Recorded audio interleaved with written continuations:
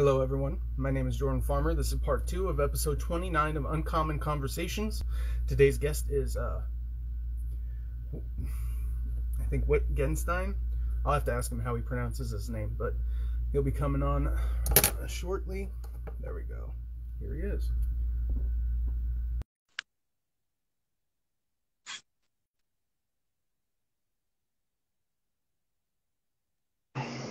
All right.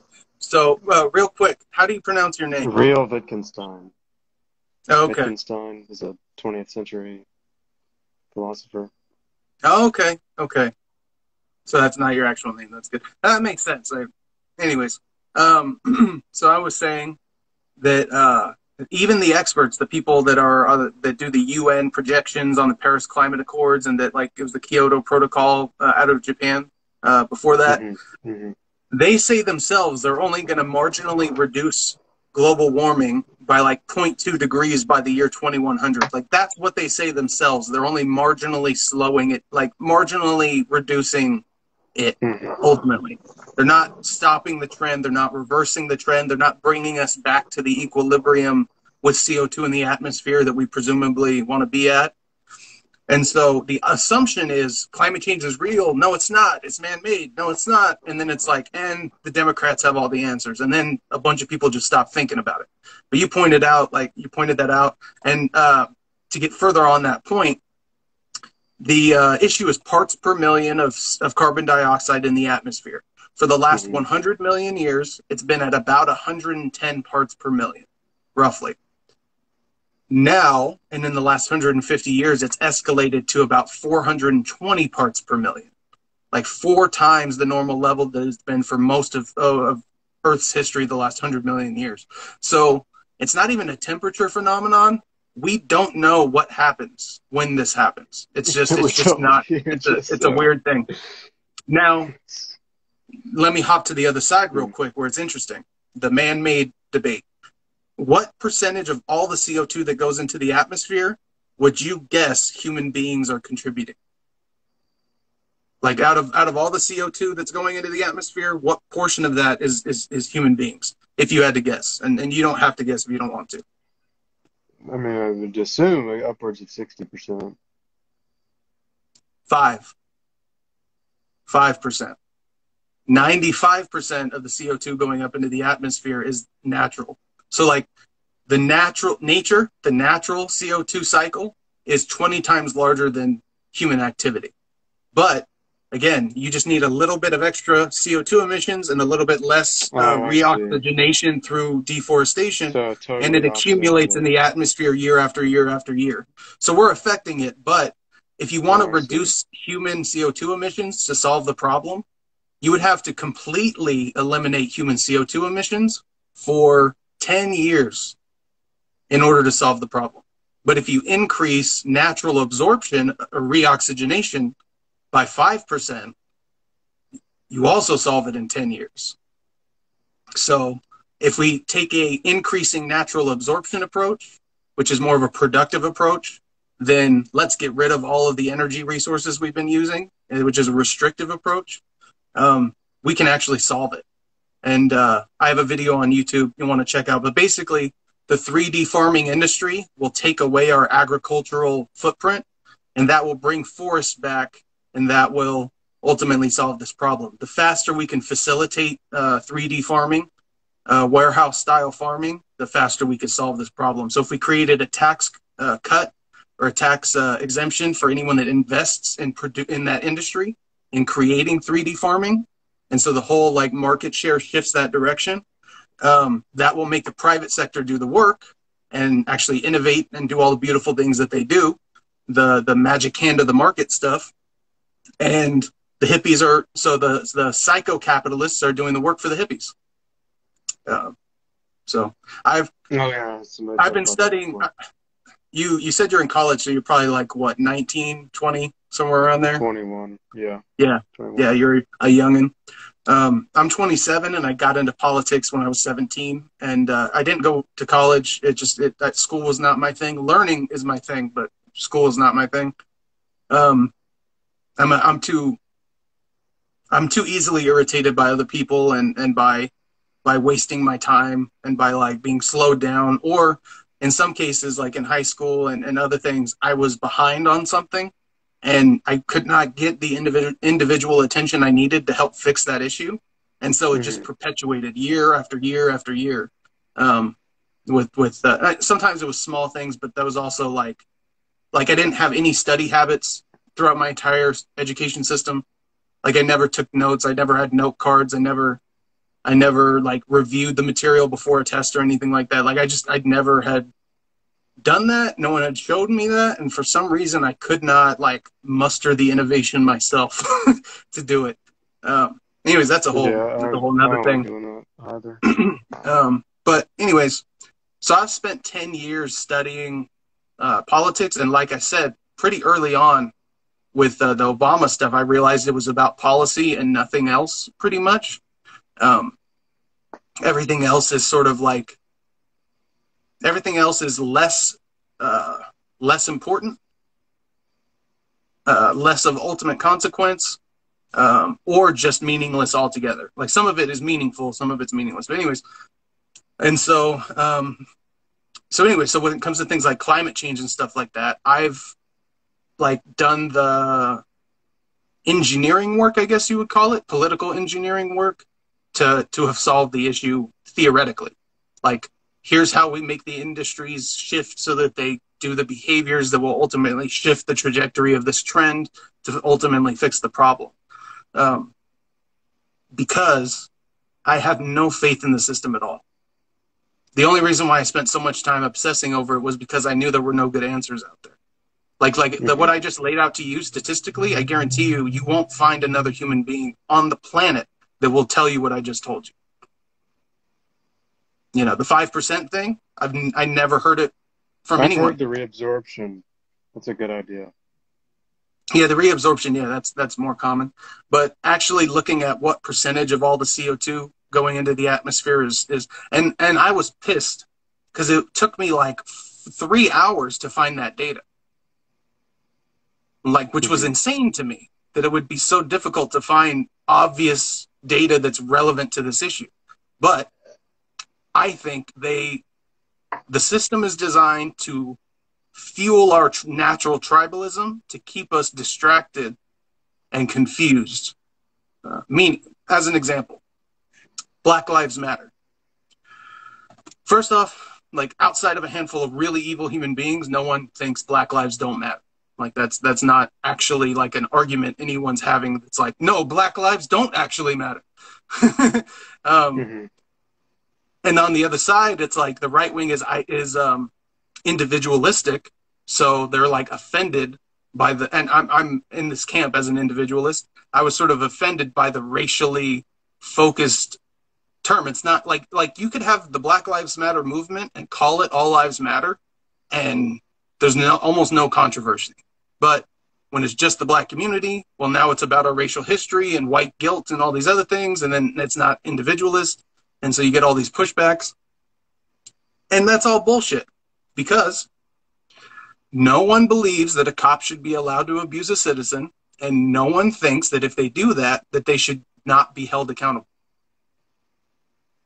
Like if you presented it as just those 2 points, should cops be allowed to abuse citizens? If they do, should they be held accountable? Literally, and this is like, asking it that way is kind of an asshole move, because it's such a like, how could anyone disagree with that? And that's the point. How could anyone disagree with that? No one does. But Black Lives Matter, all lives matter, no lives matter, go fuck yourself. Like that whole game keeps us at each other's throats and keeps us from talking about qualified immunity and the actual things that will help keep cops accountable. Even with qualified immunity, immediately it's turned to cops are like, well, if you get rid of qualified immunity, the whole police department will fall apart and we won't have the money to handle the lawsuits. And you're kind of anti-cop for even thinking about this anyways. Cops are doing such a service to society. Like that. Like, even once we got past the all lives matter, Black Lives Matter point, you also then have these other sort of bullshit redirects. Because, like, you can hire a lawyer for a police department. You can increase the budget for the law portion of the police department, and I guarantee you the lawyers that, all of government is pretty much lawyers, the lawyers aren't going to mind the extra billable hours. So, Mm-hmm. like, it's something that we need to talk about, something that we have obvious, like, steps we need to take, but because we're so busy fighting, it's not just that we're so busy fighting we can't have the conversation. It's a one layer removed from that. We're so busy fighting that the politicians who mimic what they think we want to hear won't actually solve the problem because we're so busy getting stuck on them mimicking the same fighting that we're involved in. Like Ted Cruz and AOC have to keep giving, even though they're not in the same part of Congress, they have to keep talking shit on each other because the system is stupid. Like, why the hell is Ted Cruz and AOC talking about each other at all? Like, one's in the House of Representatives, one's in the Senate. They rarely talk about the same kinds of policy issues, but almost every week I see an article of one of them going after the other one. And I'm like, this is just nonsense to me. I don't know. I really, and I'm an agreeable person, so I don't like the fighting, but personality-wise, and I hate manipulation, and so maybe I'm a little bit programmed to see things this way more than other people, but I do believe it's true. I don't think it's just my personal biases. I think it's true that the system does try to keep us at each other's throats. Well, I mean, you just kind of said it there, which I was going to come back to, saying that the system keeps us in a particular way. I mean, I just kind of have this thing of like, well, I'm not even going to try to go into like the philosophical basis of it, but I mean, to some extent, like that's just how it is. Like you could argue that that's just how it is. You could argue that that's just how that's just how people think. That's just how the economy functions because that's how people think. And like, I mean, it's inefficient, and like that's kind of the thing I was talking about with climate change. Like, I mean, yeah, okay, we could solve it in 10 years if we did this, this, and this. But I mean, to me, a big part of it is like waste, like needless waste is like, it's just such a bizarre. Well, to your other some point, extent, I mean, I don't even know if I trust the data all the way. I mean, people just seem to waste and consume without even thinking about any of the implications. It's interesting because I think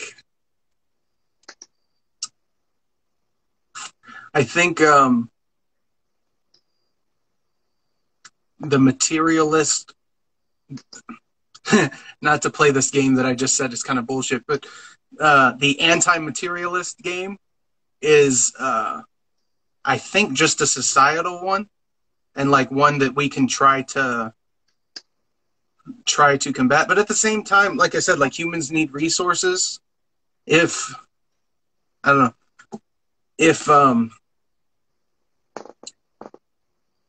if the environmental and other concerns are met, and like we can start like mining asteroids and stuff, so we can actually bring excess resources from the galaxy basically here to Earth if we want to, or we can like have factories out in space, with super hyper potent solar panels because there's no interference by air, and there's all sorts of interesting stuff that can be done with that. But anyways, we don't have an overpopulation issue.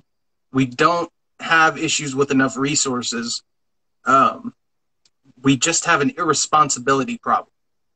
But it's one that can be fixed. I don't think, like, I understand the idea that, like, will these wasteful jackasses actually get this problem solved? Well, no. That's why we need to fire them. And that's why, and so here's where, like, the personal responsibility in politics is, like, you can never get away from it. We vote these assholes in year after year after year. Mitch McConnell's been in there for 30-something years. Nancy Pelosi for 30-something years. Dianne Feinstein, I think, for even longer, like 40-something years. Joe Biden, has been in the Senate since he, like in the Senate and the presidency and stuff, since he was like 29, and he's 9,000 years old now. So, and we keep voting them in year after year after year. And I think it's just because, so human nature, so like we are emerging up out of animals, and we do have that like nature to us, the biological nature, and it is tribal, and that is just sort of a part of humanity. But we also are in control of how we choose to act, what our goals are, and how we change ourselves relative to the goal. So the system, just like the way economically the system can hold people down or lift people up or be neutral, the system, the news system, the outlets, us, me and you talking, everyday people talking about politics, we can all actively work to tamper down the tribalism, or the way it's been happening now, we all just let ourselves give in to our tribal inclinations and say, we are really the good people. We are really the smart people. And those people really are the evil and dumb people. Like, well, that's bullshit. I mean, and that's kind of I guess just leading into like more of a metaphorical or like thought experiment point, not necessarily literally.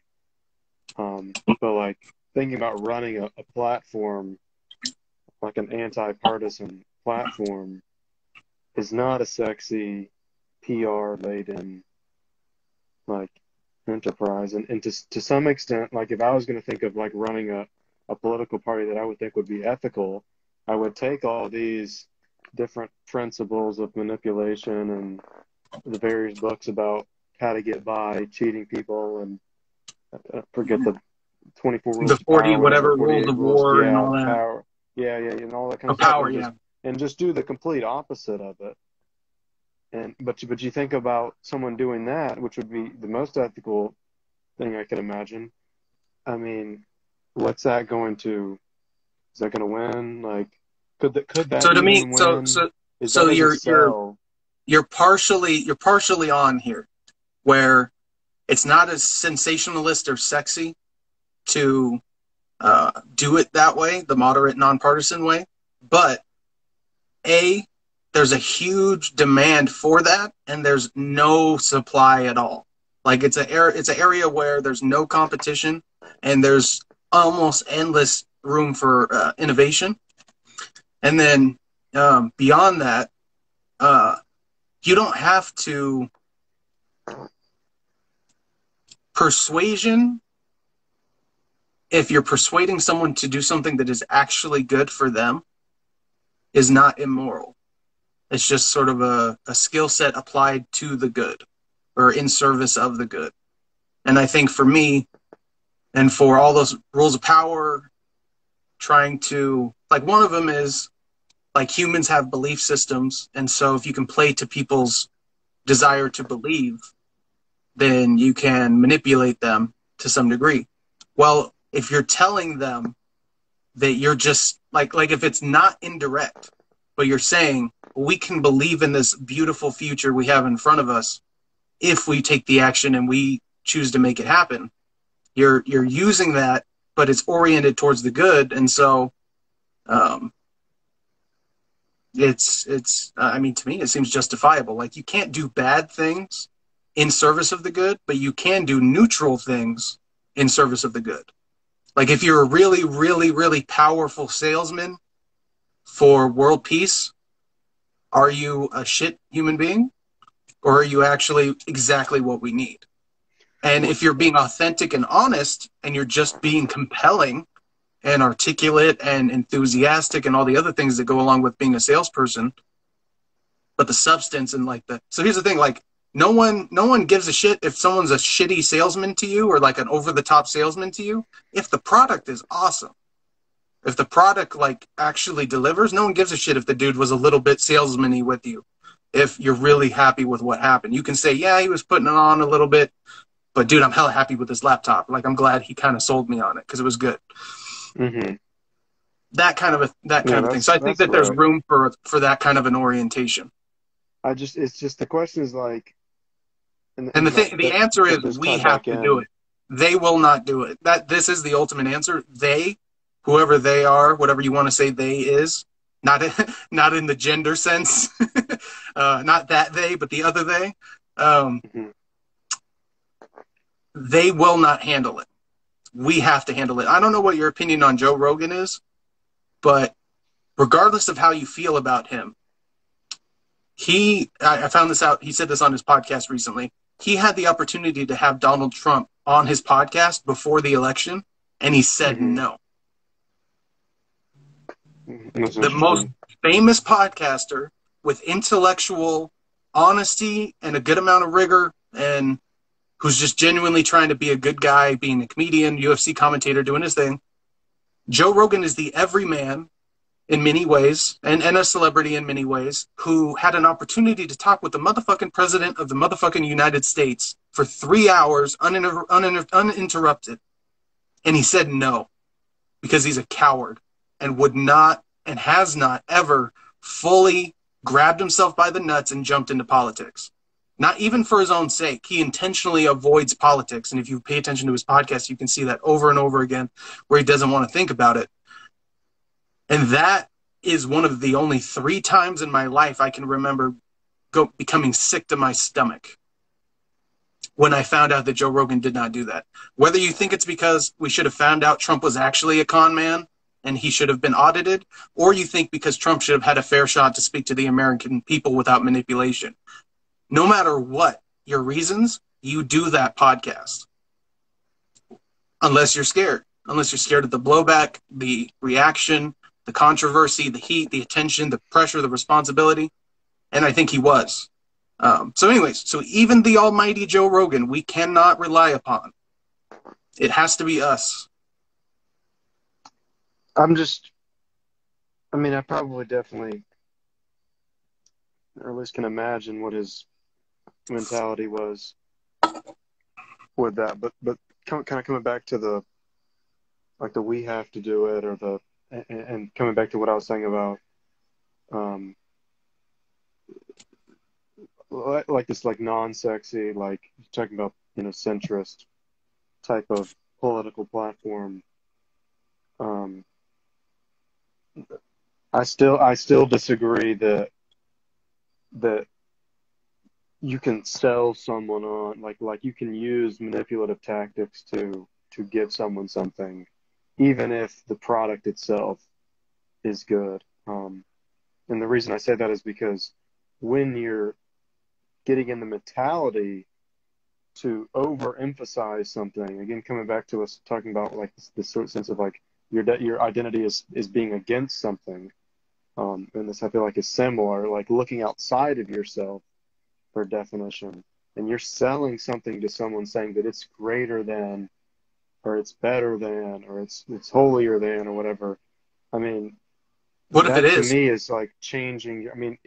But the thing is, I don't believe that you can really talk about the essence of something in that way. I think that you objectify yourself, and this is kind of getting into this sort of philosophical idea, which I can't really avoid at this point, but you're kind of objectifying yourself and committing yourself to an association outside of yourself and in a sense reducing the other person to an ignorant sort of I'm going to give this to you, and this is the good, and well, let me try to give you so I see what you're saying, and the thing is, I don't believe in deception, and I don't believe in failing to acknowledge. Well, I think that you the other get things. I have to give you the alternative. I think the alternative is you educate the other person into being able to see the good, instead of giving them the good and then assuming that they're going to eventually see the good in it. You teach someone to see it, and then they see it. That's kind of So I absolutely agree. I think what I'm touching on and what you're touching on meets, and I'll try to give you a layout of how this works for me. Because here's the thing, I studied politics, and I believe that good ideas can come from all sides. So I voted for Bernie Sanders in the primaries in 2016. I voted Libertarian in 2016 and 2012. I voted for Trump in 2020. I grew up in a religious Republican household. And so I know and value the important, valuable things all of the sides have said. And we're all in the same journey of trying to understand politics. That's my orientation, is understanding first. Just understanding. I don't give a shit about teams, winning a conversation or a debate or any of that stuff. I just want to understand. So what I do is I will typically try to highlight the similar thinking that someone has to what I have previously thought, and explain the other areas in which I've considered it, and then try to expand and explain my process and my conclusions, and then ultimately have given them the cognitive tools to be able to, like you said, see the good, or to be able to understand what it is, and then to choose it for themselves. So I am trying to do that. I am not trying to I'm not trying to like just give someone the answers and just say, trust me. I'm trying to like let people not only see behind the curtain, the groundwork, but come and chill with me behind the curtain, and we'll go have a different show on the other side of the curtain. Like that. So I think the word manipulative is a tricky word, because I hate manipulation, and because I associate it with the deception and not acknowledging truth and stuff like that. But I guess I would try to say persuasion instead of manipulation. But basically, I think that answers and solutions and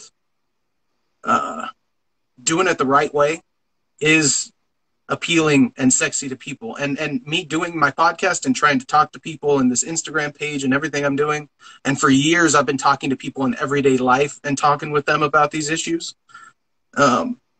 Everyone's desperate for this conversation, because we all know politics is important, and some of us are just like, we're so disgusted with it, we don't want anything to do with it. Some of us don't understand it so much that we don't want to be a part of it, because it would be like acting blindly in a dark room with, while you're hanging upside down type of a thing. But for the people that are in politics also, they also recognize the importance of politics. So I think all of those people recognize the importance of it, and not to overemphasize my own self-importance, but like, I am doing and speaking and trying to make this political thing happen in a different kind of a way. I'm trying to innovate and disrupt the space, and it's working. People seem to actually want to gravitate towards this thing. I have communists that I talk to that I'm bringing in. Like I said, I talked to that one racist dude that one time. I have libertarians I'm bringing in. I have anarcho-capitalists I'm bringing in, and trying to, because I really do see a lot of these different principles and ideas converging in a certain way, and in a certain sort of beautiful harmony. Like the idea that, like the right. So on one hand you say we want the free market only. On the other hand, you say you want a welfare system. Well, my solution is, what if we have a welfare system that mimics the free market? I'm not saying one is more important than the other. I'm actually saying they can work together in a really beautiful and interesting way that's greater than the sum of their parts. And that you can only see that from a moderate or a middle ground or centrist or independent or whatever perspective you want to call this. From a holistic, looking at the full spectrum of politics perspective, and believing that you have to integrate these ideas, that puts you on the path that put me on the path to coming up with some of these ideas. And so, I don't know, man, I'm more hopeful by the day, and I'm more determined by the day. And the more, like the thing that happened with Joe Rogan, where I found out he didn't have Donald Trump on his podcast, that fueled me even more. Because it showed me, like, what I'm sort of like telling you what I had told myself a few days ago. They will not handle this, and we have to do it ourselves. Like, not even that you can't rely on Joe Rogan to be everything, but you can't even rely on him to do something obvious and good like that. Because like I would do it in a heartbeat. I think almost anyone would do it in a heartbeat. Many other podcasters would do it in a heartbeat. the Valuetainment YouTube channel. They have a podcast, the Patrick David podcast, or Patrick Bet David podcast. They would definitely do it in a heartbeat. That guy's really interesting. Patrick Bet David is a successful insurance company guy, and selling insurance and investment opportunities and things like that to people. And then he's done podcasts and interviews, and he's doing like this documentary on the mafia and its influence on American history. But he offered $5 million to Donald Trump and Barack Obama, $2.5 million each, to go to a charity of their choice if they came together and did a 3-hour debate, just to talk about the country, talk about, you know, what's going on, why we disagree, where we should try to agree, and all that. And like that kind of an action where he's like, I have money, I see this window, I'm executing how I can. And then you have me, who's just trying to like introduce myself to people, get this sort of whole thing going, and try to really offer an alternative set of solutions to problems. And then you have people who just have to be kind and loving to their friends and family members that disagree with them politically, just to show that we're all united. Like, we're all, Patrick, myself, and whoever that person is, we're all oriented towards the good and doing our part in it. And whatever your part is in it, it is not, you cannot credit yourself with being put in the position. You can only credit yourself with what you've done with the opportunity. So like, I can understand politics, I can be a really smart guy, I can, you know, have all these solutions, but if I just kept it to myself and went and got some good sales job and everything, it wouldn't amount to dick. So yeah, I think there's reason for hope. I think that there's a path forward, and more importantly, we all have more power than we understand. And if you look at how can I act in my own life towards the good, instead of saying, well, can I act in my life towards the good? Your brain will literally react to those questions differently. Because like, and that's one of the tricks of like of a good mindset, is when you ask the right question or highlight the right type of thinking, the reaction that your brain has to itself will change. And that's been one of the many things that's helped me kind of get my mental health in a more stable position. Anywho, yeah. I guess I'm still just What critical, but what does the political sort of stuff look like with the college students around you? Do you go in person, or is it how's it working for you? It's in person. It's Does politics come up? It's pretty. Let's see, how would I describe it? It can be. It depends on how people are like queried, but usually it's pretty like communist sort of mentality, or libertarian-ish. I guess I have the two like discussion oriented meeting and class that I go to. Like, one is more left and one is more right. To me, the way I see it is, it's both advertising some nonsense. You're not wrong.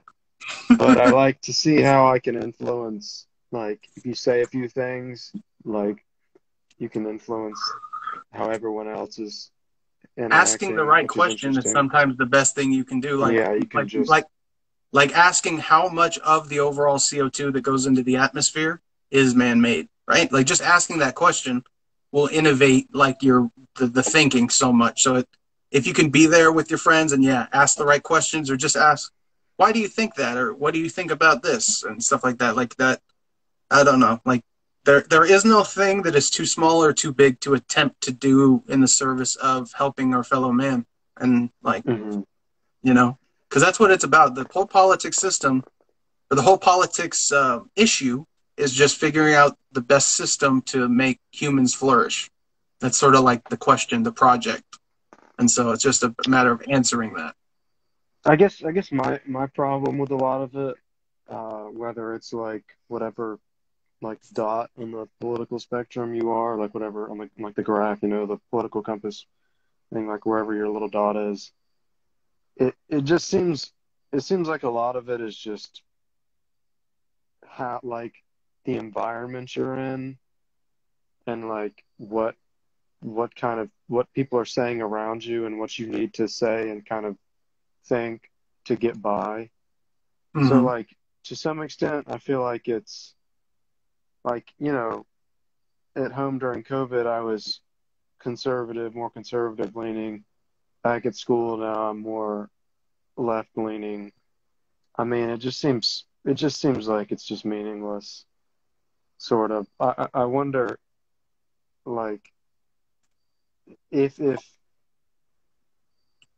I wonder if you could start doing like more economically productive things with that, or at least like I wonder how much that's a hindrance to like truly productive work. This is kind of getting a little bit abstract, but like maybe think about like stuff like office politics and like how businesses are set up probably around this like inner social political way that people usually think in terms of like he's on my side, he's not on my side, sort of binary thinking. I just wonder how inefficient that is. I think about how inefficient it is and how like even Almost even endlessly inefficient. endlessly inefficient, but even almost at the conversational level, like the associations that people make just seem to be kind of like oh, that sounds right. That series of words sounds right. I mean, it seems to some extent like it doesn't really matter. And like you can talk about climate change, you can talk about COVID, but like the question to me is like to what extent are you really talking about COVID? Or are you really talking about climate change? And to what extent is that really just like you just puffing out air?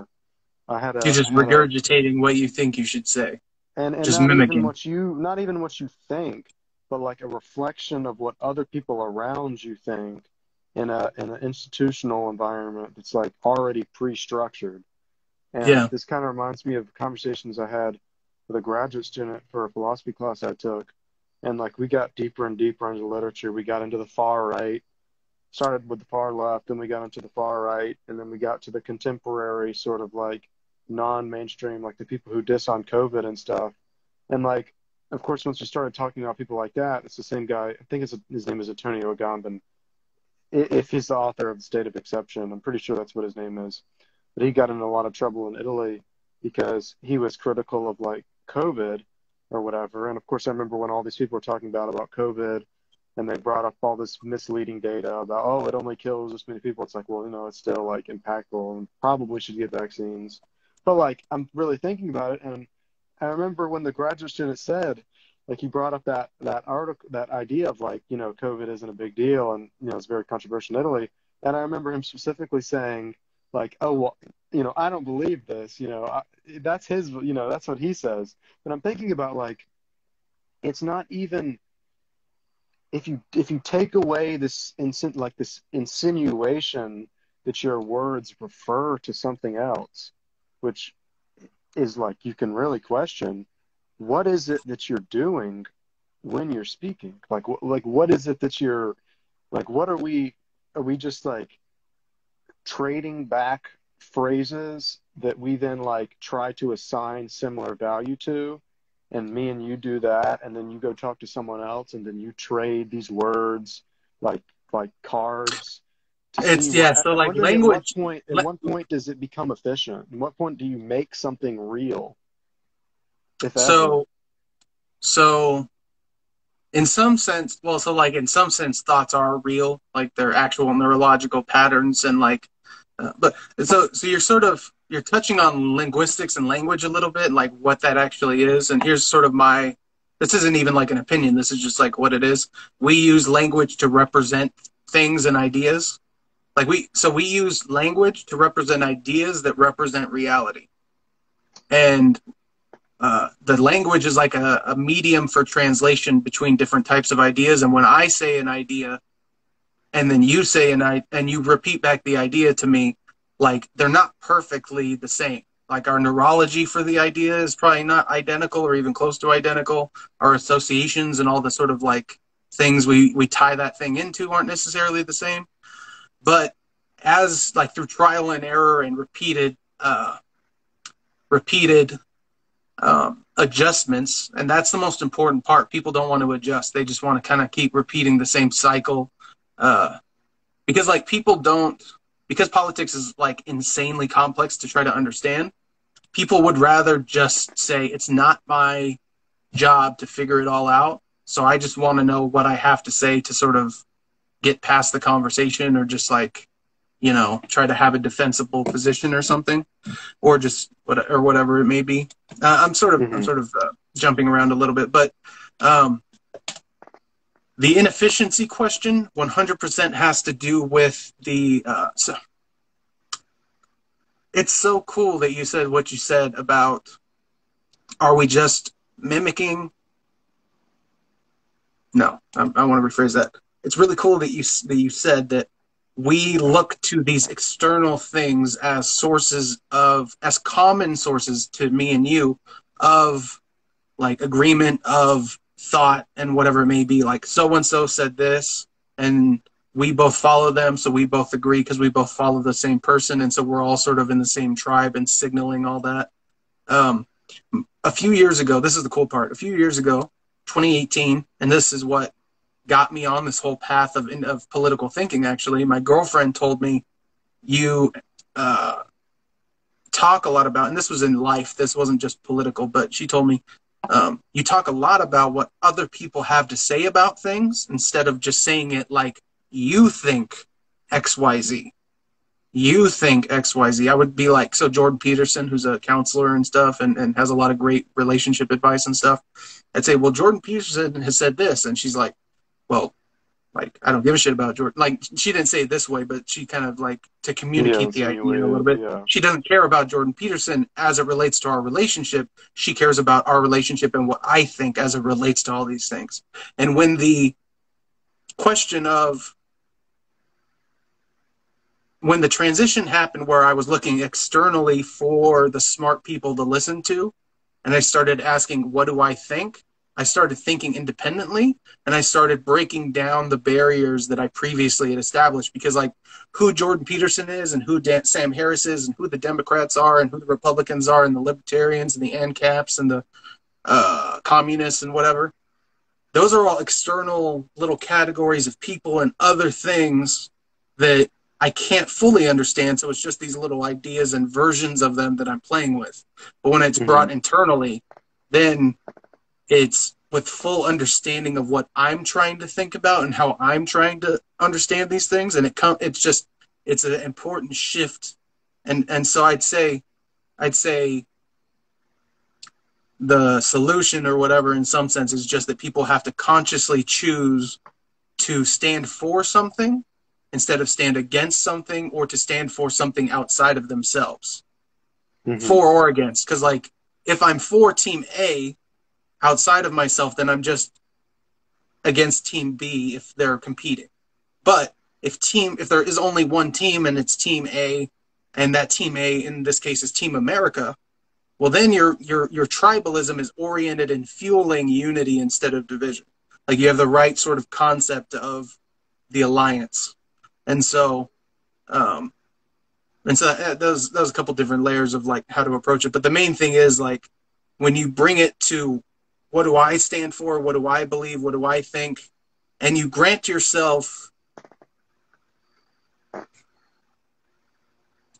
leeway to investigate. Now, I'm going to expand on that. I thought of myself as a math person. My identity was tied to being a math guy. And so if a math problem came my way I couldn't understand, it was in conflict with my sense of myself, and I was driven to solve that math problem.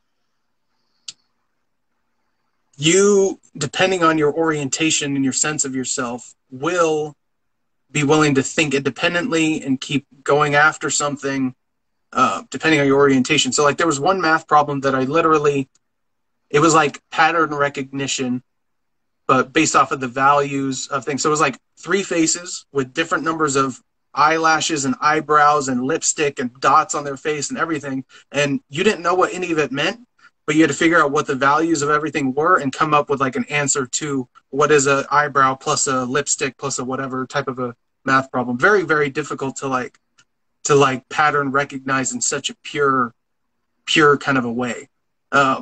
And it took me 35 minutes of just more than that, probably like an hour, I don't remember, of just staring at that fucking thing and trying to figure it out. The only reason why I chose to do that was because I had this identity and this sense of my personal ability and power to say, I'm a math guy, I can figure this out, so I'm going to be stubborn about focusing on it until I figure it out. So if we adopt the idea that we're going to stand for something and we are going to determine our own beliefs, you then have to free yourself to question everything and think independently.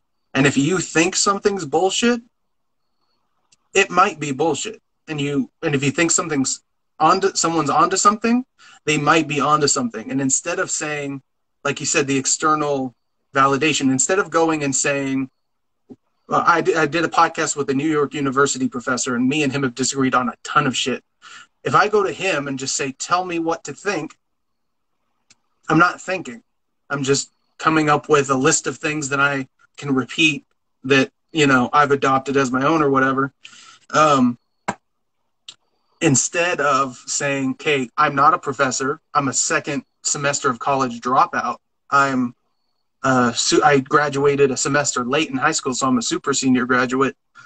And so like all identity things would tell me you shouldn't question a New York University professor on issues, especially that he like understands or whatever. But me and him had a full on podcast for like 2.5 hours. And the only thing, not to be mean, but the only thing he really told me that like I didn't already know in finance and economics, which is sort of what what his expertise was in, that's what he's a professor of, was that Sweden, I think it was, has negative inflation and negative interest rates. And that's just kind of an interesting little random, that just shows that they're doing something right and it's worth looking into, but it doesn't relate to like understanding the underlying mechanisms of economics. And so I'm nobody credential-wise or identity-wise, and yet I understand many of these things as well as a New York University professor in economics and finance, because I just studied, because it's knowledge and understanding. It's not credentials. Like what he knows and understands is because he has gotten the experience and the knowledge. It's not because he's been granted the anointment of the almighty, professor, and now he's a smart guy. It was a process that he went through. And so because I went through a similar process, I was able to come to similar types of things. I was willing to be daring enough to think independently because I had no faith in the system. You don't have to have no faith in the system in order to do that. And so I would just say, when you have that orientation towards what do I think, the next step is don't be afraid to think. Be willing to explore, to say, if I can't understand it, I haven't heard it the right way, or this person doesn't know how to explain it. Like, I think there aren't bad students. There are bad students, but there's bad teachers too. And you have to have a good student and a good teacher. And so like a good student can think they're a bad student if they have a bad teacher. And so you got to have the self-esteem and self-assurance and the courage to be able to try to act in that way. Because it's very easy to just go to the exalted ones with their almighty omniscient knowledge and just want an answer from them, when the truth is, especially with politics, no one has all the answers. No one has even like half of all the answers. Like, it's such a complex field that integrates economics and sociology and anthropology and biology and medicine and international trade and foreign cultures and respecting and that stuff, and diplomacy and all of these things. Like, there is no like expert, one, and two, politics is the domain of the people. It's the body politic. It's all of us. It is us participating in like a democratic kind of a way to all do our thing. And I believe in, if you believe in that individual value, that individual participation in a democratic system, you have to on some level acknowledge that you have something special in yourself to be able to make a decision that's worth the entire civilization going along with. And that just the fact of democracy sort of highlights that value in each person. So yeah, so that would sort of be it's a really hard answer, but it's I think in the simplest way, stand for something that you believe in, not stand against something that someone else believes in, and be willing to be risky in your thoughts, in your ability to break out of the traditional ways in which you think. If there's people that scare you that you don't want to listen to them. If there's people that you dismiss out of hand, go listen to them. Any of the areas of any of your blind spots intellectually, go illuminate those first. Get a camera on those first. That is sort of what risky thinking is, because you're willing to say, this person might totally change my worldview, and I'm willing to risk that for the sake of greater understanding. All right. If you any thoughts you have, you could let me check something real quick. All right. Sure. In 12 minutes, I'm gonna have to call it. Okay. So we'll just whatever response you have, we can do whatever, and then we'll bring it full circle. Cool. Also, if you have any fellow college students that would want to come on the podcast and talk, or if you want to bring someone back on with yourself, and it could be like a 2-on-1 thing or a 3-on-1 thing or whatever, feel free. Sure. I want to talk I'm willing to, I want to talk to everybody, because like I said, it is like, I mean what I say, it's the body politic, it's all of us. So I might have some people on Instagram. I'll let you know. Yeah. I guess to use more illustrative example, or at least more like relatable thing.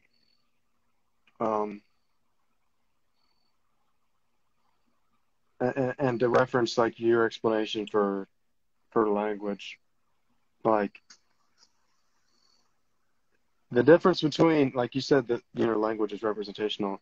The difference between that perspective and mine is like yes, you can have a understanding that, like, when I say the word tree, like what do I have is a particular kind of tree in mind, and what you have is a particular kind of tree in mind, and we exchange dialogue and figure out like what each branch looks like, and at the end of the conversation maybe we have a more equal understanding of what each branch looks like.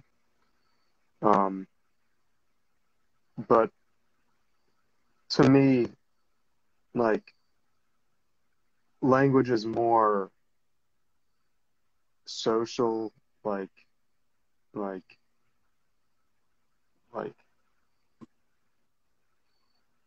it facilitates behavior. It's not about telling you what to do. It's not even about like telling how the world is, but rather it's about facilitating your behavior in the world. Like if you're about to climb a cliff, and you've never done it before, and your friend says, you got this, like, to be easy for you, it might not be easy. You might struggle. You might have to come down after a few hundred feet or whatever. But like, him telling you that is like helping to facilitate what needs to happen in the moment.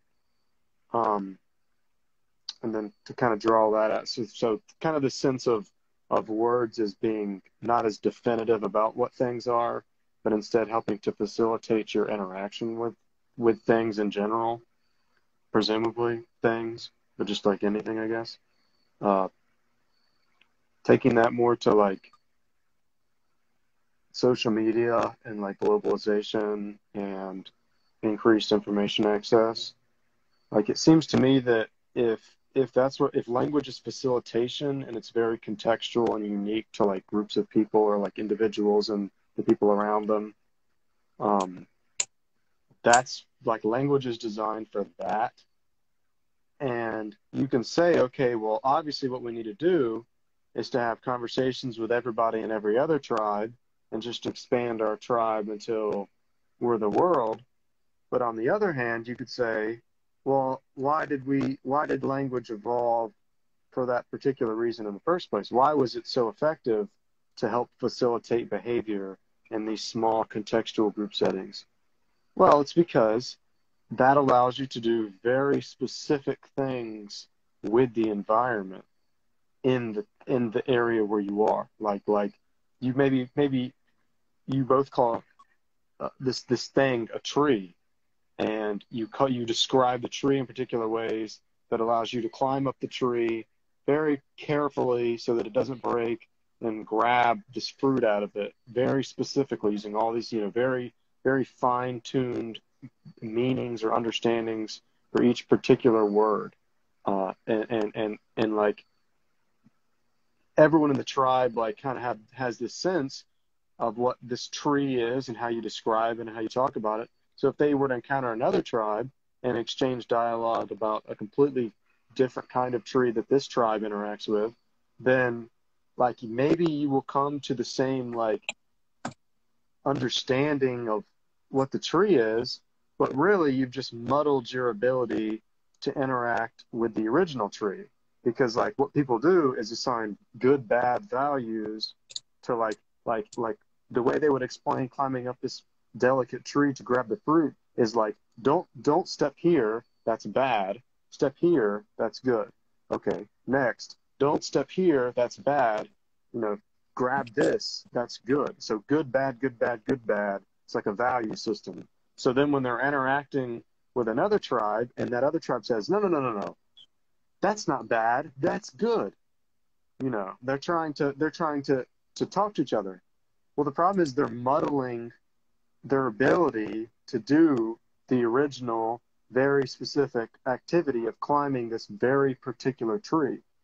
And I don't know if this is coming across to you or not, but like kind of taking it even to the next step, if social media is just muddling or muddying our ability to genuinely communicate about our environment using good, bad, to understand the world, like, obviously doing positive things like getting rid of racism and stuff like that, but like also like getting rid of any like traditional value system or cultural identification and just throwing it out the window, then you just have a less accurate way to live, like less productive, less like less in the world, and more just, oh, I have to remember that if I say this, that it's bad to this person and that person, so I need to make sure this is good, and actually this is good. And at that point, you're just totally removed from the world. So, I mean, you can say like, okay, well, we need to increase our productivity, we need to increase blah, blah, blah, but like, I mean, what's the point of participating at all in politics or social media or whatever if you are not getting better ways to live out of it? And like, I just don't see where I don't have a good, like, simple way to put this. And maybe it is like kind of a complicated idea with language there, but like, I just don't see where like people aren't understanding that traditional, like age-old perspectives work because they have this like fine-tuned value system. And they say, oh, well, no, no, no, the fine-tuned value system is stupid. We can now use this magical thing we call like scientific technocratic democracy, and everyone needs to have that. And if you don't have that, you're a barbarous scum, or some other. That's bad. That's bad. Yeah. But it's like when push comes to shove, which it eventually will at this rate, like what are people going to turn to? Are they going to turn to the value, the supposedly valueless, globalized technocracy, or are they going to turn to these finely tuned value systems that have evolved for thousands of years, millions of years, or longer? I mean, I guess if you want to talk specifically about humans, like We have 100,000 20 years, more than seconds 100,000 before the years. live will cut out. Okay, you can. But I was just gonna say, like, you just question which one are people going to turn to, and if we're not trying to accommodate for the traditional values with science, I mean, I think we're out of luck. All right, we'll hop right back on.